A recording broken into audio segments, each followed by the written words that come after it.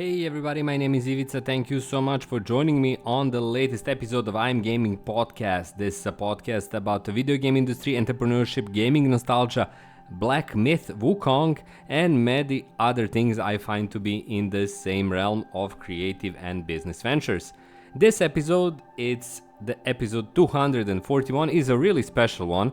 First of all, I'm a day late. I had a small trip, so I'm posting this on Monday instead of Sunday. But the more important element of this episode is the fact that I can now discuss the fact that I had the privilege, the opportunity, and the incredible experience of working on one of the biggest, most inventive games of this year, and that's Black Myth Wukong from Game Science. First of all, I cannot explain how ecstatic I am by the fact that the game is doing so well. It immediately broke a lot of Steam records. It got to the front page of many mainstream media outlets which kind of commented on its success, and of course it was all over social media for all the good reasons, because the game is that good.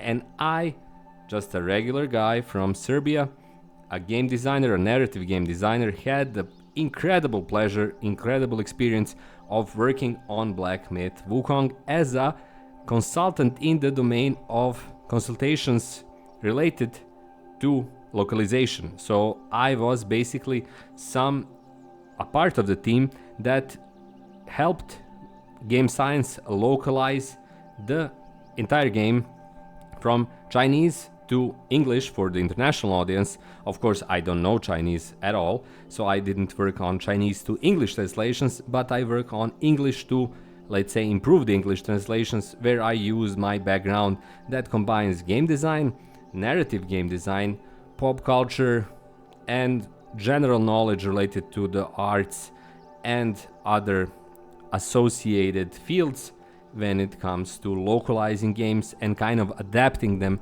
to the international English-speaking audience. I started working back in August 2023 after a really interesting selection process. I'm going to talk about that on some other occasion. But from that point on, I continued to work on tasks where I got basically sets of narrative from the game. It could have been either poems, journals, dialogues, background stories, basically anything and everything related to the process of bringing the game to the Western market or the global market. And I had the amazing privilege to work with amazing original translators who took the Chinese original version and brought it to English. And then I had the chance to kind of adapt, suggest, point out things, and do tasks in a kind of broadly similar manner when it comes to consulting as a consultant related to localization processes. This was my first ever chance to work on a AAA game, and after 11 years in the video game industry, I got it in this amazing opportunity, amazing title, which is now, of course, basically a part of the video game history, a part of the lore of the video gaming industry. It allowed Game Science to come to the forefront of the global game development space, and again, they all well deserved it, because the game is again phenomenal. All of the reviews, all of the kind of breakdowns point to the same thing.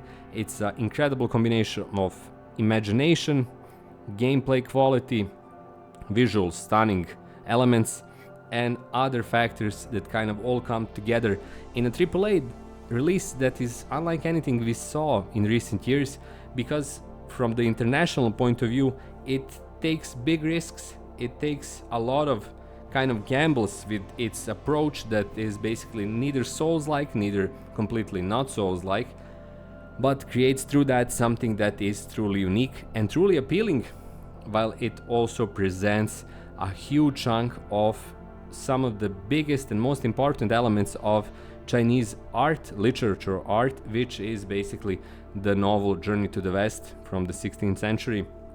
That is the backbone of the entire game. And again, I had an amazing opportunity to learn so much about the same art, the culture of the medieval China basically, and also get immersed in that form of imagination and creativity that is very unlike all of the projects I've worked previously on, including those that are really kind of more out there in terms of being able and being ready to take bigger chances, Black Myth Wukong goes above and beyond all of that by miles and miles and miles, and provides its story about Sun Wukong, the Monkey King, in a manner, in a shape and form that I finally got the chance to see out in the world, and which corroborated the feeling that I had, of course the biased feeling because I worked on the international release, that the game is going to do really well, but I'm pretty sure that no one imagined that it's going to do this well, and that is a huge, huge, huge relief. Not just relief, but also kind of an amazing opportunity to be involved in all of this. So yeah, working on Black Myth Wukong was truly an absolutely stunning experience. Once again, a big thanks to everyone who kind of allowed me to get this opportunity, and a big thanks to the incredible team at the game company Game Science and my fellow localizing consultants for allowing it to kind of blossom into this international release that clearly did, let's say, really well. So again, if you didn't try Black Myth Wukong, do it now. Try out the game, enjoy it, you will almost certainly, and I believe that everyone should get a chance to try it out because it's truly that good. That's all for this episode. Again, it's just a bit of a brag episode, but I had to do it. A big thanks to everyone who is listening. If you'd like to support me, please check out my Patreon page. Also check out my Patreon supporters who really and truly make this podcast episode possible. I really appreciate every one of you, and the fact that you continue to support I'm Gaming Podcast and my ventures is stunning. If you'd want to do the same, check out again my Patreon page. You can check out my books on Amazon as well, which include my latest book called The Sons of 901. It's an alternative history science fiction tech thriller, so please do check that out as well. Other books of mine are on Amazon, but the cheapest, easiest, fastest way to support me is to subscribe to my channel and simply and easily be here for my new videos. That's more than enough for me, and I really appreciate everyone who is willing and able to do the same. So once again, check out Black Myth Wukong. Thanks to Game Science, and thanks to everyone for listening. Have a great week, and I'll talk to you precisely 7 days from now, again on Sunday, not on Monday as of today. This was a special occasion, but the topic is also pretty special, so I'm glad I got to do it. Have a great day, everyone, and bye bye. My name is Ivica, and I'll talk to you soon on the new episode of I'm Gaming Podcast. Until then, for the last time, bye bye.